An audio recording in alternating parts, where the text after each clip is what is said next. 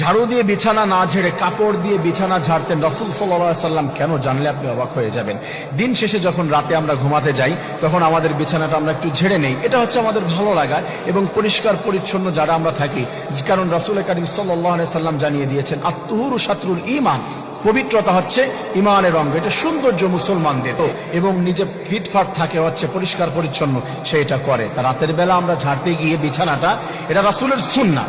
রাসূল সাল্লাল্লাহু আলাইহি ওয়াসাল্লাম কন্টিনিউয়াসলি এই সুন্নাহ আদায় করতেন। অনেক সময় আমরা ঝাড়তে গিয়ে শলার ঝাড়ু দেই, প্লাস্টিকের ঝাড়ু দেই, বিভিন্ন কোম্পানি থেকে পাওয়া যায়, বিভিন্ন ওয়েতে আমরা বিছানা ঝাড়ি।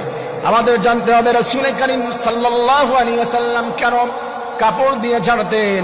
আমাদের বিছানার উপরে অনেক ময়লা পড়ে থাকে, আমাদের শরীরের চামড়া প্রতিনিয়ত পরিবর্তন হয়, গায়ের অনেক ময়লা থাকে, লোম পড়ে যায়, পশম পড়ে যায়, সেইগুলো আমরা ঝাড়ু দিয়ে ফেলে দেই।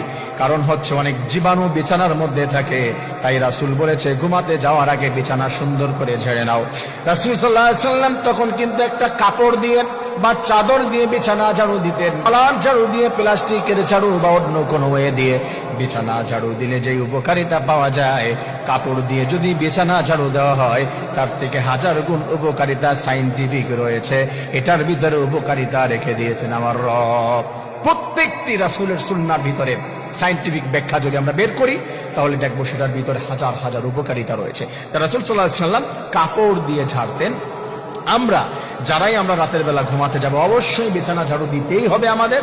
আর সেটা ঝাড়ু দিয়ে, ছলার ঝাড়ু বা প্লাস্টিকের বা অন্য কোনো ওয়ে দিয়ে না ঝেড়ে ট্রাই করব আমরা কোনো চাদর দিয়ে, কোনো কাপড় দিয়ে, কমপক্ষে আমাদের যে চাউল রয়েছে সেটা দিয়ে আমরা ঝাড়ার চেষ্টা করব। আল্লাহ তাআলা রাসূলের এই সুন্নাহটি মেনে, রাসূল বলেছে আমার কোনো সুন্নাহ যদি কেউ মানতে পারে সে আমার সঙ্গে, মান আহাব্বা সুন্নতি ফাকাদ আহাব্বানি ওয়া মান আহাব্বানি কানা মাই ফিল জান্নাহ। কেউ আমার সুন্নাহকে মেনেছে সে হচ্ছে আমাকে ভালোবেসেছে, যে আমার সুন্নাহকে ভালোবাসে, আর যে আমাকে ভালোবেসেছে কানা মাই ফিল জান্নাহ, সে আমার সঙ্গে জান্নাতের ভিতরে থাকবে।